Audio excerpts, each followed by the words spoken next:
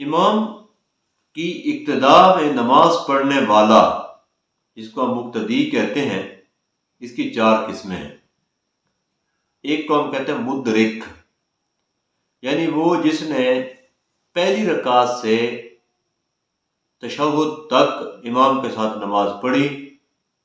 شروع سے شامل رہا آخر تک شامل رہا، تو وہ مدرک ہوا۔ دوسری قسم ہے لاحق، یعنی وہ کہ امام کے ساتھ پہلی رکعت میں شریک ہوا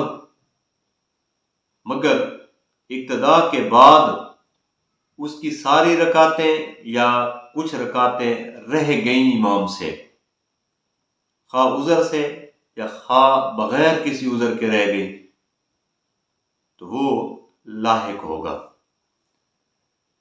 تیسری قسم مقتدی کی مسبوق ہے۔ مسبوق وہ کہ امام کی کچھ رکعتیں پڑھنے کے بعد، یعنی ایک رکعت یا دو رکعت پڑھ لینے کے بعد یہ شامل جماعت ہوا اور آخر تک شامل رہا، تو اس کو ہم کہتے ہیں مسبوق۔ اور چوتھی قسم ہے لاحق مسبوق، یعنی وہ کہ جسے کچھ رکعتیں شروع کی امام کے ساتھ نہ ملیں، پھر شامل ہو گیا اور شامل ہونے کے بعد وہ لاحق ہو گیا، یعنی اسے پھر کوئی ایسا عذر ہوا کہ امام کے ساتھ مزید کوئی اس کی نماز رہ گئی، نہ پڑھ سکا، تو وہ لاحق مسبوق ہوتا ہے۔ اب لاحق جو ہوتا ہے، یعنی جس نے شروع میں نماز امام کے ساتھ شروع کی، پھر اس کا وضو ٹوٹ گیا اور وہ وضو کرنے چلا گیا اور اتنے میں امام نے ایک رکعت یا دو رکعتیں پڑھ لی، تو یہ مدرک کے حکم میں ہوتا ہے کہ جب اپنی فوت شدہ نماز پڑھے گا تو اس میں قرات نہیں کرے گا،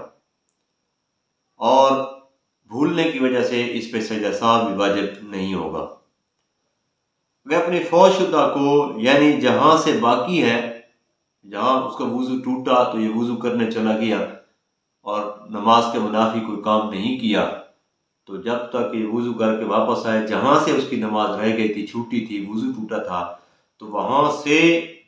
پڑھنا شروع کر دے اور جو رکعت امام آگے نکل چکا ہے اس کو پورا کرے اور پھر امام کے ساتھ شامل ہو جائے۔ اگر ایسا نہ کیا اور آ کے شامل ہو گیا جہاں پہ امام تھا اور اس کی ایک یا دو رکعتیں رہ گئیں، تو جب امام فارغ ہو جائے تو اپنی رکعتیں پوری کرے۔ اور اگر ایسا نہ کیا بلکہ امام کے ساتھ شامل ہو گیا، تو جتنے امام کے سلام پھیرنے کے بعد فوت شدہ نماز پڑھی تو اس کی نماز ہوگی لیکن گناہ گار ہوگا۔ تو ایسے بندے کو جس کا نماز کے دوران وضو ٹوٹ جائے اور وضو کرنے کے لیے چلا جائے اور قریب ترین جگہ پہ وضو کر لے اور واپس آئے، تو جہاں سے اس کی نماز ٹوٹی تھی پہلے وہ اپنی نماز مکمل کرے، اس میں قرات نہیں کرے گا،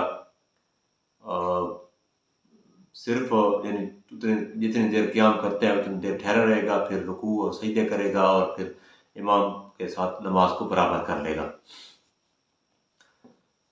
مسبوق یعنی جس کی کچھ رکعتیں رہ گئی شروع سے، وہ شامل نہیں ہو سکا، دوسری، تیسری یا چوتھی رکعت میں یا آخری اتحیات میں جا کے شامل ہوا یا درمیانی اتحیات میں جا کے شامل ہوا، اس کو مسبوق کہتے ہیں۔ تو یہ امام کے ساتھ شامل ہو جائے اور امام کے سلام پھرنے کے بعد اپنی جو رہ گئی رکعتیں ہیں ان کو پڑھے، اور امام کے سلام پھرنے کے بعد یہ اپنی جو رہ گئی رکعتیں ہیں ان کو پڑھے گا، تو یہ اکیلا نماز پڑھنے والے شخص کے حکم میں ہوگا کہ جو رکعت اس کی رہ گئی، جو پہلی رکعت رہ گئی ہے تو اس میں وہ ثنا، تعوذ، تسمیہ، الحمد، سورت، یہ سارا پڑھے گا، اور کسی وجہ سے یعنی اگر اس کی دو رکعتیں رہ گئی تھیں تو وہ ایک رکعت پوری کرے گا، پھر دوسری رکعت پوری کرے گا، تو اس لحاظ سے یہ اپنی فوت شدہ نماز کو مکمل کرے گا۔ اگر امام کے بعد جو اپنی رکعت ایک یا دو رکعت اس کی رہ گئی تھی ان میں وہ کوئی چیز بھول گیا تو اس کو سجدہ سہو کرنا ہوگا، اور تشہد کے حق میں یہ رکعت اول رکعت قرار نہ دی جائے گی، بلکہ جس رکعت میں شامل ہوا ہے اس کی وہی رکعت ہوگی، یعنی دوسری میں شامل ہوا تو اس کی پہلی رہ گئی اب جب وہ امام کے سلام پھیرنے کے بعد اٹھے گا تو پہلی کو پڑھے گا، اگر تیسری میں شامل ہوا ہے تو اس کی پہلی 2 رہ گئیں، تو اب وہ امام کے سلام پھیرنے کے بعد اپنی 2 رکعتیں پڑھے گا۔ ہاں ایک بات یہ ہے کہ اگر وہ آخری رکعت میں شامل ہوا امام کے ساتھ تو اگلی پہلی رکعت کر کے وہ 2 رکعتیں اس کی ہو جائیں گی، اور اس کے بعد وہ التحیات بیٹھے گا، قاعدہ کرے گا، اور قاعدہ کے حق میں اس کی وہ رکعت اور اگلی ایک رکعت ملا کے اس کی 2 رکعتیں ہو جائیں گی اور اس کو قاعدہ کرنا ہوگا۔ اب مسبوق یعنی جس کے اوپر جس کی رکعتیں رہ گئی تھیں، اگر اس نے یہ گمان کیا کہ مجھے بھی امام کے ساتھ سلام پھیر دینا چاہیے اور جان بوجھ کے سلام پھیر دیا تو اس کی نماز فاسد ہو جائے گی، ٹوٹ جائے گی۔ اور اگر بھول کر سلام پھیرا تو اگر امام کے بعد سلام پھیرا تو اس کے اوپر سجدہ ساو لازم ہوگا، یعنی اپنی رکعت پڑھے اور آخر میں سجدہ ساو کر لے۔ اور اگر امام کے ساتھ بھول کے سلام پھیرا ہے تو اس کے اوپر سجدہ ساو نہیں ہوگا، اٹھ کھڑا ہو اور اگلی اپنی رکعت مکمل کر لے۔